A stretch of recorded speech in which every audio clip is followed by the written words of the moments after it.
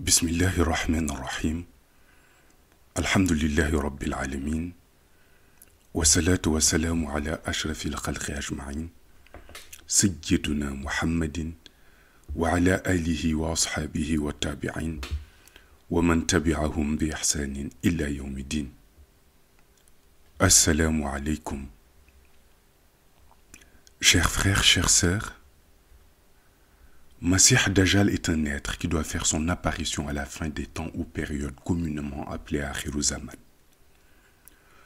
De nombreux auteurs et exégètes ont tenté d'interpréter son personnage, mais la plupart de ses productions écrites le concernant ne reflètent pas sa vraie réalité. En effet, il faut savoir d'ores et déjà que Dajjal est un être humain, contrairement à certaines allégations qui stipulent qu'il est un système. Allah subhanahu wa ta'ala l'a créé à partir de deux matières. La première est celle qui a servi à créer l'être humain qui est l'argile. La deuxième est un feu dénué de flammes et qui est entièrement constitué d'une fumée noire. En effet, cette fumée noire dans la haqiqa, le monde des réalités vraies, est liée à ces êtres que l'on appelle Afarid qui évoluent dans le monde des ténèbres aux Zulmaniyu. Ces êtres maléfiques et nuisibles puisent leur magie noire et leurs sciences occultes dans cette fumée noire dont l'origine même est Dajjal.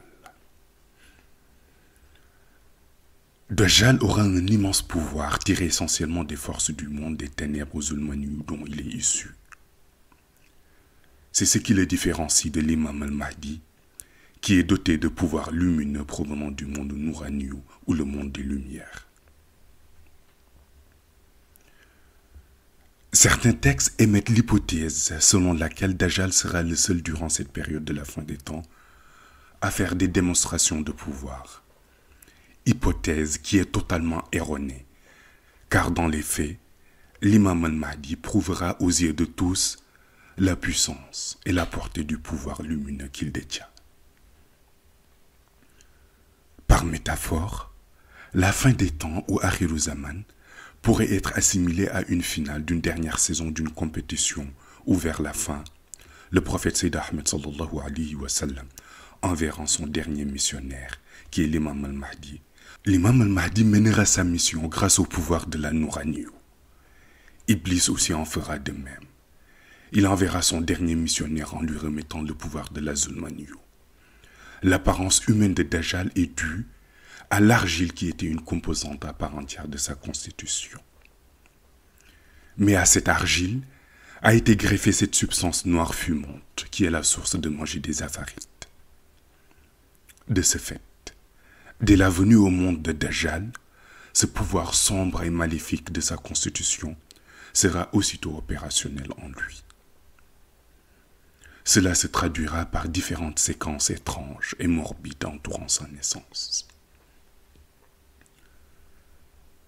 C'est d'ailleurs pour cette raison que le prophète Sayyid Ahmed sallallahu alayhi wa sallam avait expliqué à ses compagnons qu'Allah subhanahu wa ta'ala avait ordonné à tous les prophètes envoyés, y compris lui, Sayyid Ahmed, de mettre en garde leur peuple contre Dajjal et ses méfaits.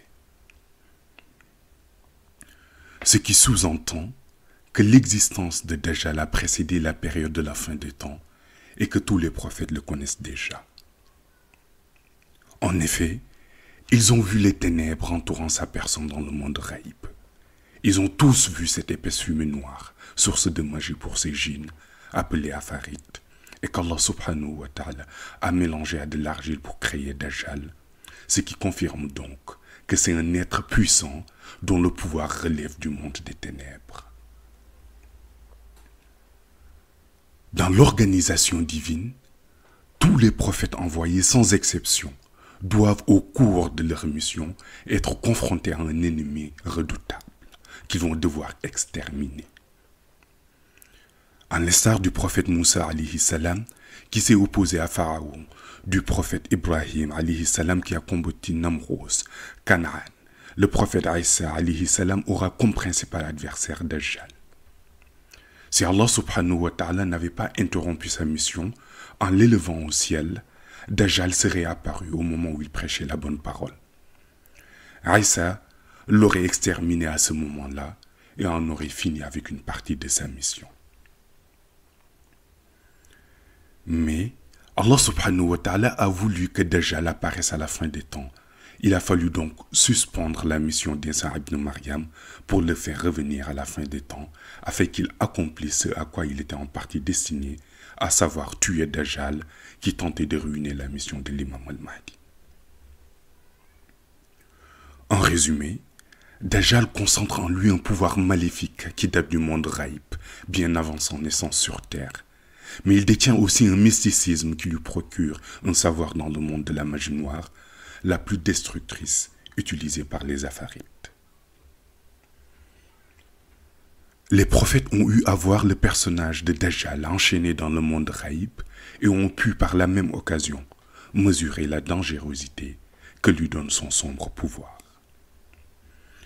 Dajjal n'est pas le véritable nom de ce personnage. En effet, d'aucuns pensent que son vrai nom est Dajjal, alors que ceci est un surnom que le prophète Sayyid Ahmed sallallahu alayhi wa sallam lui a donné. Al-Masih Dajjal, qui signifie le Messie trompeur ou faux Messie, car Dajjal se fera passer pour un prophète et égarera beaucoup de gens. Le prophète Sayyid Ahmed sallallahu alayhi wa sallam a aussi donné un surnom au contemporain de Dajjal, qui est l'imam al-Mahdi. Donc, le nom imam al-Mahdi signifie l'imam des bien guidés, al-Muntazar signifie l'attendu. Dajjal a son vrai nom, prénom et nom, qui lui vient de ses deux parents qui sont des êtres humains. Son père et sa mère sont tous les deux issus d'une colonie juive en Israël. Certains auteurs ont affirmé que Dajjal naîtrait en Iran, mais en réalité il naîtra à Jérusalem. D'ailleurs, ses deux parents sont des juifs orthodoxes. Les juifs orthodoxes se fondent exclusivement sur ce que Allah subhanahu wa ta'ala a révélé au prophète Moussa alayhi salam au mont Sinaï. Concernant son prénom, c'est le résultat d'une combinaison entre une partie du prénom de son père et une partie de celui de sa mère. Pour ce qui est de son nom de famille, il renvoie à celui d'une religion. Le véritable nom de Dajjal sera tu pour le moment. La grossesse de la mère de Dajjal est atypique. En effet, la mère de Dajjal portera l'enfant dans son ventre pendant 12 mois et 14 jours. Ce qui n'est pas conforme à une grossesse normale qui dure généralement 9 mois. D'ailleurs, ses parents qui sont des êtres humains normaux se poseront des questions sur la durée inhabituelle de cette grossesse. Mais cette inquiétude sur la durée, et malgré la proposition des médecins de la décharger de cet enfant, sa mère refutera toute l'idée de césarienne, car contraire aux croyances orthodoxes. Elle préférera attendre le terme naturel de sa grossesse si particulière. Ceci montre encore une fois de plus que les parents de Dajjal sont bien ancrés dans les croyances judaïques orthodoxes. Parmi les effets supranaturels ressentis durant cette grossesse étrange par la mère de Dajjal, un rêve reviendra assez souvent. Elle se voit hissée sur un trône. Une fois bien installée en sécurité sur son siège, avec autour d'elle des esclaves et des gardiens à son service, elle aperçoit au loin une boule de lumière provenant du ciel, avec une lance à l'intérieur se dirigeant vers elle, et lui transperce le ventre, ainsi que le trône sur lequel elle est assise. À ce moment précis, les esclaves et les gardiens qui étaient autour d'elle prendront la fuite et le trône finira englouti dans les profondeurs de l'endroit. Elle ira se confier à un érudit juif. Ce dernier lui fera comprendre que ce rêve ne la concerne pas vraiment. Il est plutôt en rapport avec l'enfant qu'elle porte. Les juifs, généralement très portés sur la science du livre, ont des connaissances en la matière. Ce rabbin juif lui fit comprendre que le fils qu'elle porte deviendra un jour un roi, mais il sera persécuté dans son règne. Il sera incapable de lui expliquer la réalité profonde de ce rêve. L'interprétation de ces rêves n'est pas totalement fausse, car Dajjal accédera effectivement au pouvoir. Mais la lumière d'Issa ibn Maryam viendra détruire sa royauté et dispersera la foule qu'il aura derrière lui. La nuit de sa venue au monde, sa mère réalisera qu'elle a accouché d'un enfant d'apparence humaine, mais qui présente un physique différent de celui des bébés normaux. Son poids énorme dépassera largement celui d'un nourrisson normal. Les sages-femmes seront interloquées par l'aspect solide de ses muscles et de ses os. Ses yeux présenteront une particularité notoire. L'un sera d'aspect normal et s'ouvrira tout naturellement, mais l'autre sera fermé avec une grosse boursouflure qui donnera l'impression qu'un gros œdème était caché à l'intérieur. C'est la raison pour laquelle une opération chirurgicale s'imposera 1 heure après sa naissance pour corriger la malformation.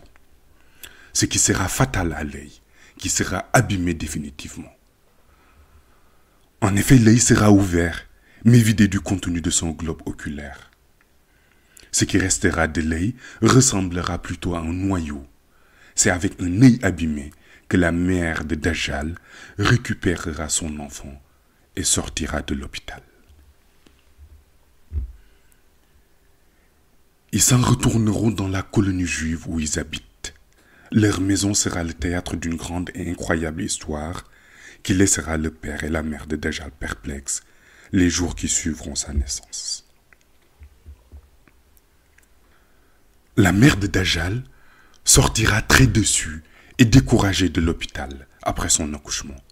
Ceci est dû au fait qu'elle réalisera que le seul enfant qu'elle aura eu après 4 années de mariage sera borgne pour le restant de sa vie.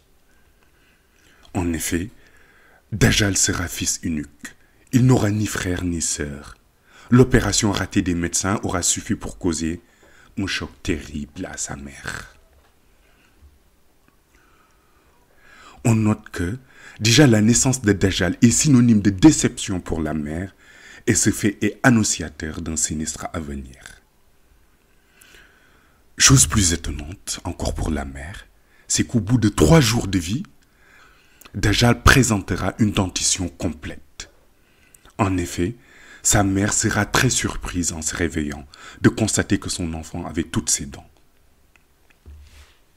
Cette anomalie ne perturbera pas le père lorsque la maman lui montrera la dentition de leur fils. En bon juif orthodoxe et avec les nombreux rêves qui lui prédisaient l'atypique destin de leur enfant, le père prendra toutes ces anomalies pour une grâce divine qui ne pourra être que bénéfique pour eux. Un autre fait étrange sera constaté alors que Dajjal n'est encore qu'un bébé. C'est que, lorsqu'il tétera le sein de sa mère, le lait maternel éjecté sera mélangé à du sang.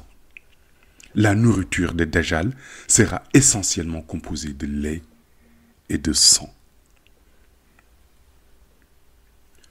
En plus du canal par lequel passe le lait maternel, le sein de la mère de Dajjal sera doté d'un deuxième conduit qui facilitera l'éjection de sang provenant de son propre corps.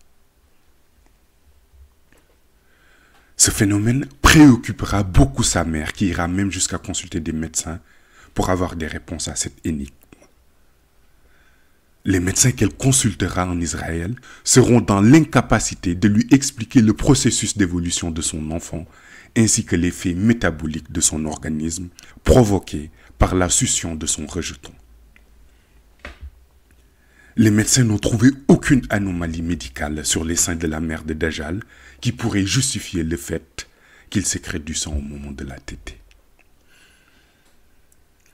Toutes ces incohérences relèvent d'une organisation divine que le père de Dajjal continue de minimiser et de prendre pour des miracles qui accompagnent l'enfant. Seulement tout ceci finira par une tragédie. En effet, la mère, après 12 mois et 14 jours d'allaitement, qui correspondent, si l'on s'en souvient bien, aux 12 mois et 14 jours de grossesse, va perdre la vie. Sa mère, qui n'aura manifesté aucun signe de maladie auparavant, se réveillera très faible un beau jour. Lorsqu'elle sera évacuée à l'hôpital de Jérusalem, les médecins constateront que son corps ne contenait plus de sang. Elle décédera au moment où ils prendront la décision de la transfuser. C'est à ce moment précis que le lien a été fait entre sa mort et le sang qu'elle perdait à chaque fois qu'elle donnait le sein à son fils Dajjal. On constate donc que plusieurs aberrations ont ponctué les premiers moments d'existence de ce bébé qui est Dajjal. Il y a cependant une chose étrange qui se manifestera chez Dajjal et que son père, si ancré dans le judaïsme, n'aura pas détecté, de même que le corps médical qu'il a mis au monde. L'œil de Dajjal, qui apparemment ne présente aucune anomalie, aura néanmoins un iris très développé qui couvrira presque la cornée. Son œil défectueux, en revanche, ressemblera, selon les enseignements du prophète Sayyid Ahmed sallallahu alayhi wa sallam, à un raisin sec à l'intérieur de l'orbite et ayant l'impression de flotter sur la partie supérieure. Ces deux yeux ont des fonctionnalités différentes liées à son pouvoir maléfique. Son œil qui semble normal lui sert à regarder le commun des mortels et l'environnement sensible. Et son œil défectueux, que l'on pourrait croire inopérant, lui permet de voir les djinns. Dans une même vision, Dajjal a le pouvoir de percevoir les humains et les djinns, et cette perception rentre dans le cadre d'une vue spatio-temporelle et non mystique. Après la mort de sa mère, le père de Dajjal l'amena dans un orphelinat. Il s'agit de l'un des plus anciens de Jérusalem, fondé en 1899 par un rabbin juif dénommé Blumenthal. Cet orphelinat vient en aide aux enfants généralement issus de familles juives orthodoxes et reste à ce jour toujours ouvert. Cet orphelinat s'appelle Orphelinat Sion ou Sion Orphelinat en anglais. Il fait partie des meilleurs orphelinats de Jérusalem en ce qui concerne l'éducation et la formation dispensée à ses pensionnaires. Une fois intégrés dans l'orphelinat, les encadreurs vont très vite remarquer que Dajjal est un bébé très spécial. Les enfants reçus dans cet orphelinat souffrent généralement d'un manque d'amour maternel. Dajjal, quant à lui, est un enfant très jovial. Lorsqu'on le laisse seul, il semble que des êtres invisibles lui tiennent compagnie et jouent avec lui. Il est alors sans cesse en train de pousser des cris de joie et d'éclater des rires. Cet état de fait remarquer par les encadreurs est avéré. En effet, ce sont les djinns afarites, espèces de djinns les plus maléfiques, qui lui tiennent compagnie. Plus grave encore, les encadreurs ignoraient que c'est Dajjal lui-même qui contrôle ces djinns afarites et leur donne des ordres. À ce moment, il est juste âgé d'un peu plus d'1 an et 14 jours. L'orphelinat a aussi remarqué que son apprentissage du langage se fait à travers les injures. Chose étrange, d'autant plus qu'il n'avait même pas encore atteint l'âge de 2 ans. Lorsqu'il s'exprime, Dajjal profère des injures et sort des paroles vulgaires, le tout dans un hébreu d'une extrême clarté pour un enfant de son âge. Son père parle aussi bien l'hébreu que l'anglais, mais il s'exprime davantage en anglais. Une autre particularité liée à cet enfant hors du commun, c'est qu'il produit lors des exercices d'éveil des dessins d'une précision, d'une rectitude, d'une justesse sans pareille. Le plus étonnant dans tout cela, c'est qu'il n'utilise ni crayon, ni gomme, ni stylo, ni feuille de dessin, et pourtant l'exercice demandé par les encadreurs est effectué dans le respect des consignes sans qu'il ait bougé le moindre petit doigt. Les encadreurs sont stupéfaits par la qualité du travail de Dajjal qui est réalisé à la perfection. Dans l'orphelinat Sion, il y a une ferme où sont élevés des animaux domestiques. Assez souvent, les encadreurs y amènent les pensionnaires par groupe pour voir les animaux afin qu'ils puissent communier avec eux. Cependant, à chaque fois que Dajjal y va, alors qu'il est encore bébé, les animaux sont comme terrorisés par sa présence et partent dans tous les sens.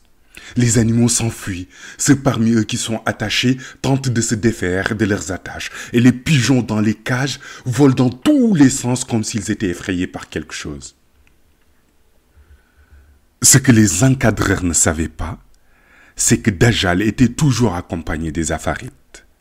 Et c'est la présence de ces créatures malfaisantes qui effraie les animaux. Un phénomène qui étonnera beaucoup le personnel de l'orphelinat. Fort de ce constat, les encadreurs limiteront les visites de l'enfant dans cet enclos. Ils constateront également que cet enfant préfère la solitude. S'il arrive qu'on le laisse seul dans une pièce, on le retrouve debout sur une chaise haute.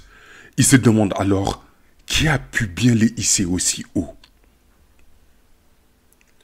Un autre constat fait par les encadreurs, c'est que Dajjal n'aime pas se mêler aux autres enfants.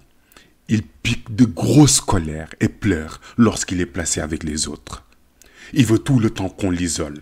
Et quand enfin il est placé seul, il est joyeux, il rit et s'amuse. Encore un fait surprenant le concernant, c'est que quand Dajjal pleure, son œil sain sort des larmes et celui qui est borgne, du sang. Une particularité qui laisse les encadreurs de l'orphelinat sans voix. À chaque fois qu'on lui donne un exercice à faire, il résout tout alors que personne ne le voit lever le petit doigt. Le personnel permanent, les enseignants de l'orphelinat, le ministre du culte juif se concertent et décident de convoquer le père de Dajjal afin d'y voir plus clair et tenter de comprendre la singularité de cet enfant. Le père de Dajjal est alors convoqué à l'orphelinat. Là-bas, il est questionné sur les manifestations bizarres qui entourent son enfant. Dajjal a alors 4 ans. Le jour de la convocation venue, son père leur fait un exposé sur son histoire, les étrangetés qui ont précédé et suivi sa naissance par rapport aux rêves que faisait sa mère, la durée prolongée de sa grossesse à 12 mois et 14 jours, l'opération ratée de son œil à sa naissance, de même que son allaitement qui a aussi duré 12 mois et 14 jours avant que ne meure sa mère vidée de son sang. Malheureusement, l'histoire racontée par le père de Dajjal, au lieu d'alerter les encadreurs de l'orphelinat sur le caractère sombre de l'enfant, les émerveille au contraire. Ils voient dorénavant en Dajjal un enfant prodige, un prophète. Ils pensent qu'il est le Messie tant entendu par les peuples juifs, ou Masih en arabe. Les encadreurs de l'orphelination sont les premiers à appeler Dajjal par Massia. Il n'a alors que 4 ans. Et à partir de ce jour, ils ne l'appelleront plus par son prénom de naissance. Ce qui est le plus important et le plus impressionnant dans l'histoire, c'est qu'au lendemain du passage du père de Dajjal à l'orphelinat, il est retrouvé mort dans sa chambre. Ils ont cru à une mort naturelle, alors que la réalité est toute autre. En effet, c'est Dajjal lui-même, alors âgé de 4 ans, qui tue mystiquement son père. Dajjal a horreur qu'on parle de lui. Il n'a pas du tout apprécié le fait que son père ait parlé de lui de la sorte. Il va donc user de la magie noire pour le tuer à distance. Il va détruire son âme, la séparer de son corps, qui sera retrouvé inerte dans son domicile situé dans la colonie juive. Pour le personnel encadreur de l'orphelinat, Dajjal est désormais le Messia attendu par le peuple juif. Il est considéré comme ce prophète qui doit naître à Jérusalem, et grâce au pouvoir duquel Israël exercera une domination sur le monde, une domination universelle. Dans la Bible hébraïque, le Messie y est cité 38 fois. Une attention particulière est alors accordée à Dajjal. Il commence à bénéficier de privilèges comparés à ses camarades pensionnaires de l'orphelinat. Dajjal est surveillé et encadré à longueur de journée à toute heure. Âgé entre 5 et 6 ans, il fut amené dans une garderie d'enfants. Il intégrera plus tard une école primaire, toujours sous le contrôle des dirigeants de l'orphelinat. Lorsqu'il termine son cycle primaire, il regagne une institution collégiale où il termine l'enseignement secondaire, toujours sous la supervision de l'orphelinat. Cependant, partout où il passe, ses camarades remarquent une chose en lui, c'est un individu au caractère sévère. Dajjal, aussi appelé Messia par ses camarades de classe, est un jeune homme très fort physiquement, mais qui parle rarement avec les autres élèves. Un constat général a été fait. Dajjal est une personne qui ne se fatigue pas à apprendre des leçons ou à faire des exercices. Et malgré cela, il décroche toujours les meilleures notes dans toutes les matières. C'est ainsi qu'il a cumulé les distinctions en remportant tous les prix dédiés aux jeunes élèves. De même, beaucoup de personnes tentent de l'approcher, mais il les rejette tous. Il était très renfermé sur lui-même. C'est pourquoi, durant tout son cycle secondaire, Dajjal n'a eu qu'un seul ami avec qui il s'entretenait. Malgré les relations amicales, Dajjal se garde bien d'aborder certains sujets avec lui. Lorsque son ami l'interroge sur l'origine de son handicap, son œil borgne, il ne répond pas. De même, lorsqu'il le questionne sur ses capacités à maîtriser toutes les matières, il refuse de l'éclairer sur ces sujets. Son ami a même témoigné un jour devant ses autres camarades que celui qu'on surnomme Massia est certes mon ami, mais il ne partage jamais avec moi sa vie privée. Ses camarades de classe répliquent et lui dirent que c'est peut-être à cause de son handicap et que cela le gêne peut-être d'en parler. Bien que cette raison ne soit pas la bonne, il continue néanmoins à fréquenter son mystérieux ami. Dajjal accède ensuite à l'université et décroche des diplômes. Étudiant très brillant, il va obtenir un master en ingénierie électrique et va ainsi faire partie des cadres distingués et suivis par Israël. Un jour, son ancien camarade qu'il fréquentait à l'école secondaire l'invite chez lui. Il ne lui a jamais proposé à cause de l'attitude discrète de son camarade.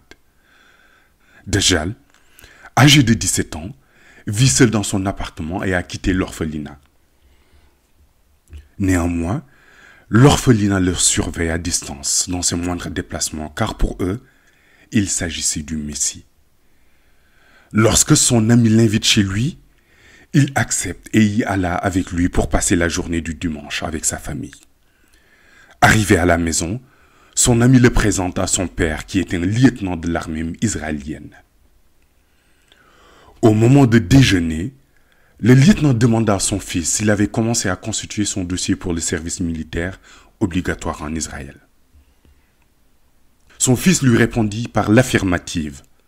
Son père sourit et ajouta « Ce qui ne doit pas être le cas pour ton ami, car comme il est borgne de l'œil droit, même s'il déposait un dossier, il ne serait pas accepté. Il est inapte. » L'ami de Dajjal était gêné par le commentaire désobligeant de son père. Cependant, cette remarque va mettre Dajjal dans tous ses états. Très furieux, il déposa sa cuillère et arrêta de manger. Il commença à transpirer, à grosses gouttes. Encore plus étrange, cette sueur, lorsqu'elle sortait de sa tête à la chevelure courte et crépue, dégageait de la fumée, comme s'il y avait une eau bouillante sur sa tête. Malgré le courage habituel des militaires, le père de son ami eut très peur de ces manifestations. Il recula d'un coup et interrogea son fils à propos de son ami.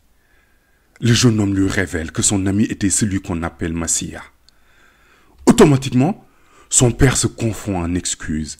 Il demanda à Dajjal de lui pardonner cette indélicatesse.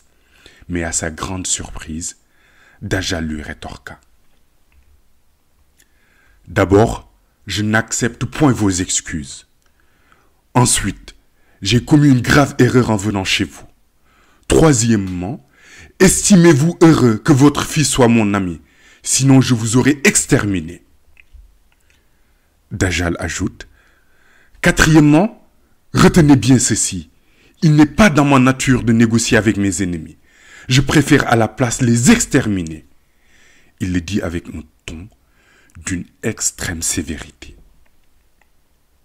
À seulement 17 ans, il profère ces paroles menaçantes à un lieutenant de l'armée. Enfin, lui confie-t-il, « Je ne suis pas apte à aller à l'armée, mais sachez aussi bien que vous et votre fils que vous serez un jour sous mon commandement, quel que soit votre grade.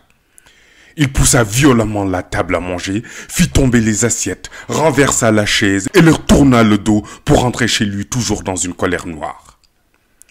Le père de son ami, stupéfait par ce qui venait de se passer, tremblait, tellement que son fils vint le tenir par les épaules pour le rassurer et le retenir.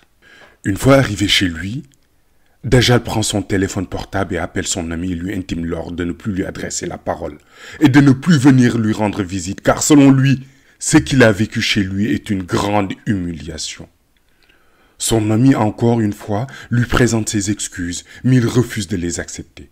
Il lui dit « Dorénavant, je vous considère, toi et ton père, comme mes ennemis, et moi, je ne négocie jamais avec mes ennemis. Au contraire, je les élimine. » Son seul ami, ayant peur que la colère de Dajjal s'abatte sur lui, décide de couper les ponts avec lui en suivant les conseils de son père, qui trouve même que cette séparation est une bonne chose. Ainsi, âgé de 17 ans, Dajjal commence à réfléchir sur son avenir. Brillant qu'il est, et diplôme universitaire en poche, il cogite sur ce sur quoi il devra consacrer sa carrière. Soudain, en pleine réflexion, il semble entendre une voix, une sorte d'inspiration ou ilham qui lui dit « Est-ce qu'il ne voudrait pas que tu ailles à la synagogue Hurva qui se trouve à Jérusalem? Une fois là-bas, tu y trouveras des juifs orthodoxes et des notables. » Puisque Dajjal sait qu'il est en permanence accompagné de forces invisibles parmi les Afarites, il se dit que cette idée vient sûrement de ces derniers qu'il considère désormais comme ses seuls amis. Il se prépare alors pour aller visiter cette synagogue. Il enfile sa tunique noire, met sa kippa et ses lunettes noires, comme le font les juifs orthodoxes, et sort. Une fois arrivé à la synagogue, Dajjal y trouve 3 juifs orthodoxes assis autour d'un autre juif plus âgé avec la barbe toute blanche. Cet homme semble diriger la synagogue selon la lecture de Dajjal. Il vient alors s'asseoir en tailleur dans la synagogue et commence à faire ses méditations. Durant sa méditation, Dajjal remarque que le vieil homme âgé est très attentif à ce qu'il fait. En effet, cet homme âgé observe ce jeune homme de 17 ans qui vient pour une toute première fois de rentrer dans cette synagogue. Le vieil homme s'approche alors de Dajjal avec 3 livres sacrés, la Bible hébraïque, l'Évangile et le Coran. À ce propos, il faut savoir que dans les synagogues, on y trouve toujours ces 3 livres saints. Les Juifs font partie des peuples les plus instruits en matière de religion, car beaucoup d'entre eux maîtrisent parfaitement le contenu de ces 3 livres saints. Certains même vont plus loin en apprenant le Zabour révélé au prophète Daoud. Le vieil homme vient alors poser les 3 livres à côté de Dajjal et retourne s'asseoir parmi les 3 Juifs orthodoxes tout en continuant de l'observer attentivement. Dajjal prend alors la Bible hébraïque en premier et se met à la parcourir rapidement en feuilletant les pages. Il prend ensuite le 2e livre, l'Évangile, en fait de même en parcourant rapidement les pages.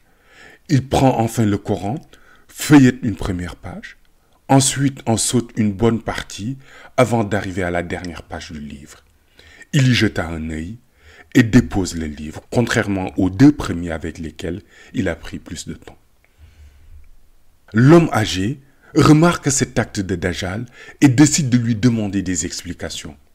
Il se leva et lui dit « Pour ce qui est de la Bible et de l'Évangile, tu as feuilleté toutes les pages. Pourquoi tu n'en as pas fait de même avec les pages du Coran que tu n'as pratiquement pas lu? As-tu un problème avec ce livre? Ici, en tant que vrai juif, on doit aussi s'intéresser au Coran pour le maîtriser afin de pouvoir bien dialoguer avec les musulmans. » Dajjal lui répond « Ce que vous dites est vrai, mais il y a 2 sourates qui me dérangent dans le Coran. La première est la sourate Al-Fath, la victoire est éclatante. Je ne veux pas la lire. La seconde est la sourate Al-Kahfi, la caverne. Je ne veux pas la lire non plus. » Le vieil homme de la synagogue lui demande la raison pour laquelle il ne souhaite pas lire ces 2 sourates. Dajjal lui confie qu'il y a quelques termes qui le dérangent dans la sourate Al-Fath ainsi que dans la sourate Al-Kahfi. Il lui précise qu'il ne s'agit que de quelques mots dans les versets et non la totalité des 2 sourates. Le vieil homme reprend alors les 3 livres qu'il lui avait remis et lui dit « Je vais relire ces sourates et tenter de trouver les mots qui peuvent te mettre autant mal à l'aise, Dajjal reste silencieux et ne lui répond pas. Le vieil homme retourne à sa place, débute alors la lecture de la sourate Al-Fath à haute voix. Bismillahirrahmanirrahim, Inna fatahna laka fathan mubinan. Il continue à lire la sourate jusqu'au verset 29. Muhammadu Rasulullah wallazina ma'ahu ashidda'u ala kuffari. Muhammad est le messager d'Allah et ceux qui sont avec lui sont durs envers les mécréants. Lorsqu'il arrive à ce passage, Dajjal se mit à hurler de manière effroyable. C'était comme si un vent violent est entré dans la synagogue avec ce cri glaçant. Ceux qui étaient assis à côté de lui observaient la scène et voyaient la bouche de Dajjal sortir des étincelles. Avec une voix imposante, Dajjal demande aussitôt au vieil homme d'arrêter la lecture, de se taire. Le vieux lui demande, mais qu'est-ce qui se passe et pourquoi je devrais arrêter la lecture? Mais Dajjal lui répond que c'est ce passage qui me dérange et particulièrement le terme al-Kuffari. Le vieil homme décide alors d'arrêter la lecture de la sourate Al-Fath.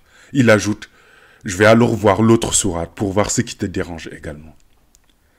Dajjal le prévient en ces termes. Concernant la sourate Al-Kahfi ou la caverne, tu peux commencer à lire à partir des derniers versets, car quand je médite, les premiers versets ne me dérangent pas réellement, mais ils me font perdre conscience. Si tu les récites, je perds subitement la mémoire. Je me sens perdu et je ne sais plus où je me trouve. Et actuellement, je voudrais être lucide, car je suis en train de méditer. Le vieil homme lui demande donc de quel verset s'agit-il. Et Dajjal lui récite les premiers versets. Bismillahirrahmanirrahim. Alhamdulillahi alladhi anzala ala abdihi kitab wa lam yaj'al lahu iwajan. Jusqu'à la fin du verset numéro 4. وَيُنذِرَ الَّذِينَ قَالُوا اتَّخَذَ اللَّهُ وَلَدًا. Lorsque le vieux juif voulut lire, Dajjal lui signale de ne pas le faire en lui confiant que ces versets me créent des problèmes. Ils me font perdre la mémoire. Je me sens perdu. C'est comme si je suis plongé dans l'obscurité de la nuit, même si on est en plein jour. Le vieil homme s'obstine à vouloir les lire, mais Dajjal lui demande de ne pas le faire, car il peut se sentir perdu et ainsi entrer dans une colère. Et quand il est en colère, il ne répond plus de lui, il est capable de faire n'importe quoi. Suite à ces paroles surprenantes de Dajjal, le vieil homme lui tourna le dos et alla s'asseoir avec les trois juifs. Il leur souffle discrètement que ce jeune homme que vous surnommez Massia n'est pas le vrai Massia prédit par la Torah. C'est plutôt l'Antéchrist que prédit la Bible.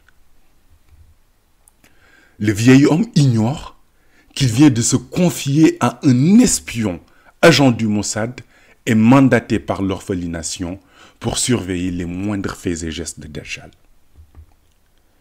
Le vieil homme, doté de ce que l'on appelle éveil mystique, savait très bien de quoi il parlait. Il maîtrise parfaitement les écrits des 3 livres révélés. Il savait pertinemment pourquoi Dajjal déteste les sourates Al-Fath et Al-Kahfi.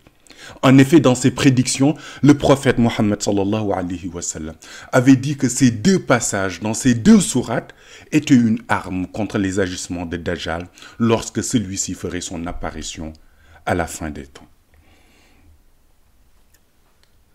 Lorsque le vieil homme révèle cette information capitale à l'agent du Mossad, ce dernier lui répond: qu'il soit le Messie ou l'Antéchrist, cela nous est égal. L'essentiel pour nous est qu'il travaille pour les intérêts d'Israël. Il enjoint aussitôt le rabbin de garder le secret et de ne le révéler à personne. Le 3e homme du groupe était lui, assis dans la confidence car c'était un député. L'agent du Mossad prit congé du vieil homme pour aller rejoindre Dajjal. Arrivé devant lui, il lui dit: je sais que vous êtes venu pour méditer, mais j'ai une proposition à vous faire. Si vous l'acceptez, nous verrons comment nous allons nous organiser pour la suite. Dajjal se trouve toujours dans la synagogue Hurva. L'agent du Mossad, mandaté par l'orphelination pour le suivre en filature, se rapproche de lui et lui dit: je sais que vous êtes venu pour méditer, mais j'avais une proposition à vous faire. Dajjal afficha alors un sourire malicieux, non pas par satisfaction, mais plutôt par mépris. Il releva la tête et lui dit « Tu dois certainement penser que je suis venu à la synagogue pour méditer, mais je suis venu pour réfléchir. Tu vois les 3 livres qu'a repris le vieil homme, à savoir le Coran, la Bible et l'Évangile, sache que je n'en crois aucun. Je ne crois qu'en ma personne. Toutes ces religions sont destinées à tromper les individus, déclara Dajjal à l'agent du Mossad. On réalise ainsi à quel point Dajjal est manipulateur.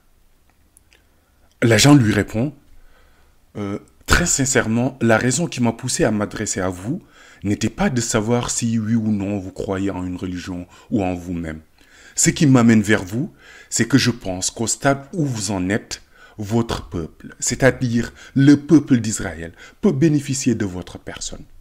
Nous vous avons suivi et surveillé et nous croyons que vous faites partie de ceux sur qui Israël peut compter. Je voulais ainsi vous faire une proposition. Mais avant tout, je vous présente la personne qui m'accompagne, c'est un député à la Knesset.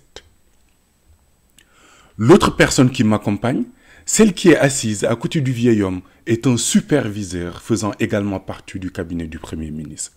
Quant à moi, je suis, comme j'ai eu à vous le préciser, un agent du Mossad. Ce que je voulais vous demander, c'est d'accepter de militer pour notre parti politique.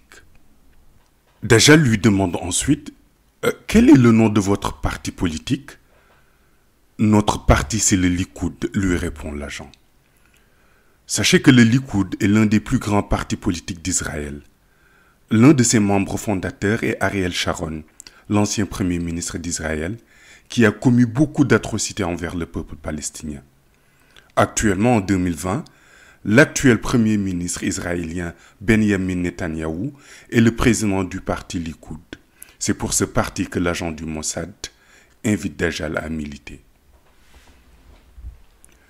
Suite à cette proposition de l'agent, Dajjal lui dit « Depuis petit, jusqu'à mes 17 ans aujourd'hui, je n'ai jamais voyagé.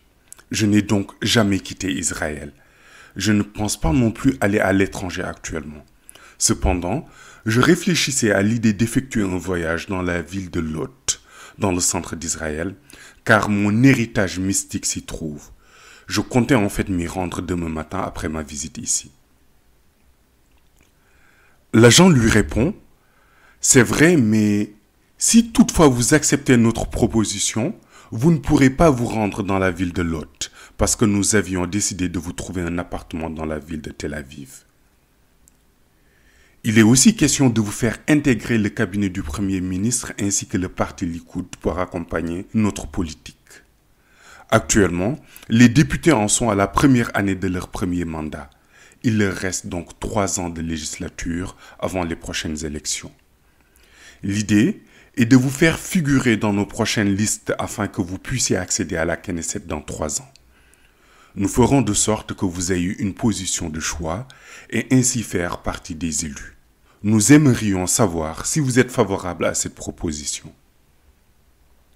Dajjal baisse la tête, la relève ensuite, avant de déclarer à l'agent du Mossad « La ville de Lot peut toujours attendre. J'accepte donc votre proposition. » « C'est bien alors, lui répond l'agent. Les accompagnateurs de l'agent du Mossad, le député et le superviseur, s'approchent de Dajjal, lui serrent la main et déclarent « Maintenant vous pouvez vous préparer, nous vous ferons signe demain ou après-demain, nous enverrons aussi quelqu'un pour venir vous chercher avec vos affaires et vous ramener à Tel Aviv. » Ils prirent ensuite congé. Aussitôt qu'ils sortirent de la synagogue, le vieux rabbin s'approche de Dajjal. Ce dernier lui dit « J'ai entendu ce que vous avez raconté à l'agent qui vient de quitter les lieux. Vous lui avez dit qui j'étais réellement.